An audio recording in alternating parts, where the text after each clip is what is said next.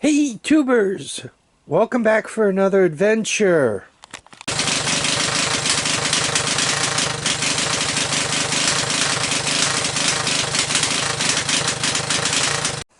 So you could see that though this thing is running, it's not running well.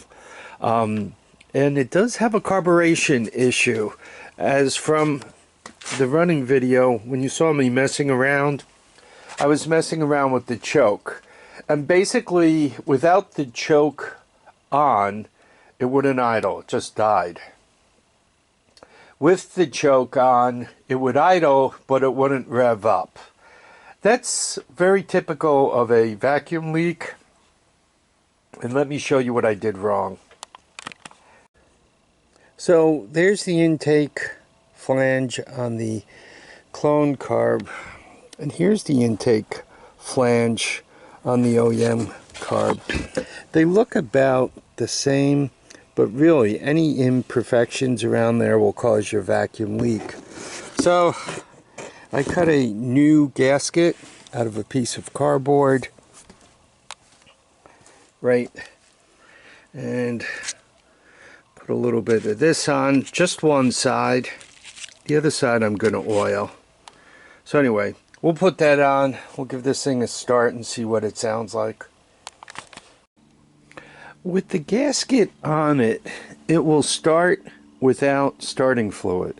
I set the choke, I gave it a pull, and about the third pull, it started. So there's still something not right. It won't rev up right. It's the carburetor. I don't know if it's a carburetor or what, but I think it has a miss. And I was just thinking, when I put this together, I didn't adjust the gap between the advancer and the pulse generator. When you put that plate in, I just used the gap that was already there. So let's do a quick measure on that, see what's going on. That might be the cause of all my troubles, not only with this guy, but that guy over there. That guy also wasn't running right. So let's see if I discovered my issue. I'm kind of like a chimpanzee with a hammer. Now that I discovered that I had pulse generator problems on one of these, I'm going to think it's what's wrong with all of them, and I'm always going to adjust it from now on. Okay, the specification for this gap between here, let me show you, between here and the magnet is 0.3 to 0.4 millimeters. I like to use cardboard because then the magnet will pull it tight, and this is like crazy loose, and this is exactly 0.3 millimeters. This piece of cardboard is 0.6, and it's still even. That is just barely there. It's probably 0.65, 0.7. So this gap is way too big. Now I mentioned I use cardboard because the magnets will pull things down. I just put that there, loosen that Phillips head and that Phillips head, and it automatically pulls down tight. And then you tighten them up, get the cardboard out of there, and you're all set. So that's the way I do it. Once again, I measure the cardboard. That's 0.3. It's supposed to be between 0.3 and 0.4 millimeters. That's 0.6, and that's even slightly loose. So it's at least 0.65 or 0.7. It's twice as big as it should be. So, to make a very long story short, I changed out the pulse generator, and it didn't help. You know, maybe slightly better, but really didn't help. Then I changed out the advance, and that made it a little better. Not great, but better. Then I took a look at my portable CDI box. I've mentioned before, this one has the GY6 CDI in it, and the other one actually has one from one of the four-wheelers. It's known as a 4-pin 12-volt CDI box.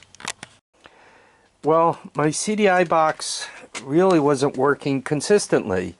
So I checked the batteries, and the whole string of them in series was coming out just under 12 volts, so I changed the batteries out. And once again, it was still inconsistent.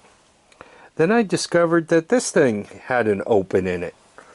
So we just took that right off. You can see the wire goes right onto the spark plug.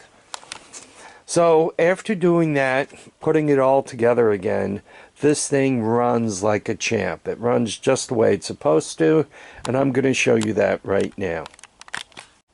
Here we go. Gas. By the way, dripping gas all over the place.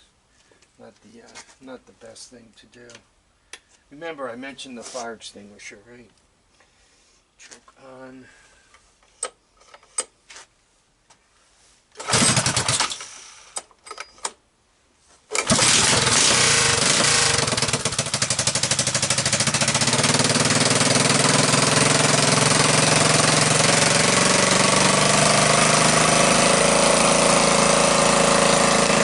So there she is.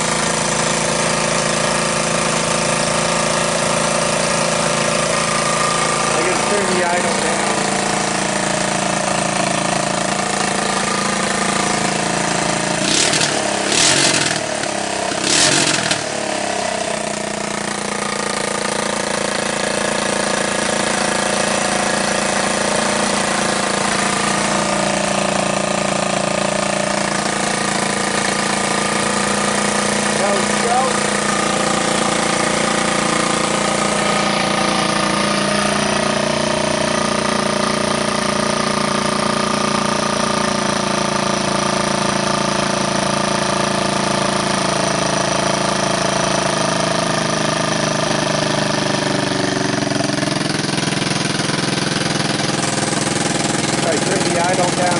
I gotta turn it down a little more.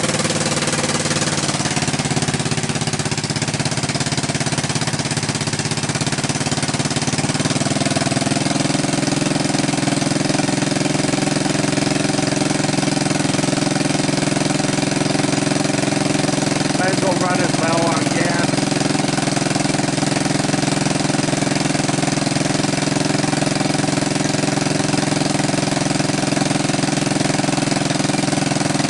Sounds much happier, doesn't it?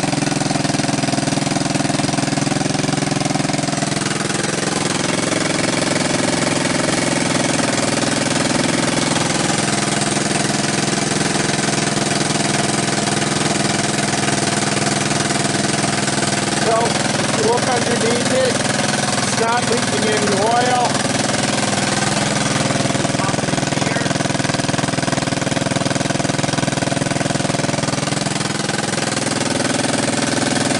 So I'm happy.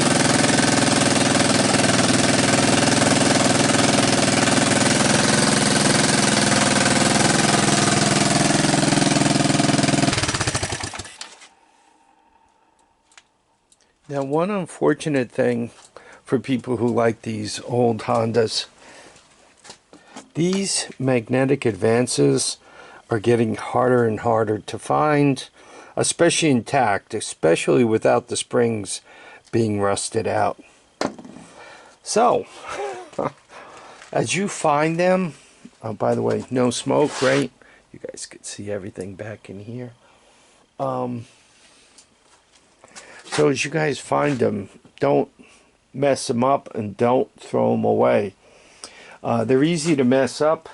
If you make the gap too tight, you'll obviously rub the surfaces on both sides. So careful with them. They're getting to be a hard commodity to put one's hands on. Okay, I'm happy with this. It's running much better, and now we could go forward, right? I wanted to make sure that the engine was intact before I you know, put the whole thing together. Next time you see this thing, we'll be out riding it, which that is always a good thing. I'm probably gonna take a look at the wiring. I'm gonna give it a stab at putting the round plug CDI, running it on the AC OEM ignition system.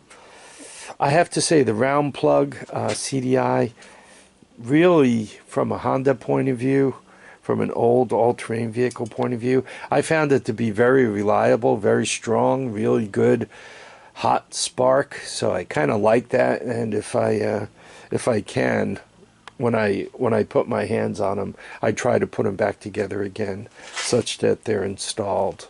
So there we go. Anyway, I really want to thank everyone here for keeping their feet down, their heads up, and I want everybody to get out there and enjoy each and every day. Hope you enjoyed the video, the troubleshooting. Sometimes things go easy and sometimes they don't, so I guess we got it at this point. Anyway, once again, thanks for watching.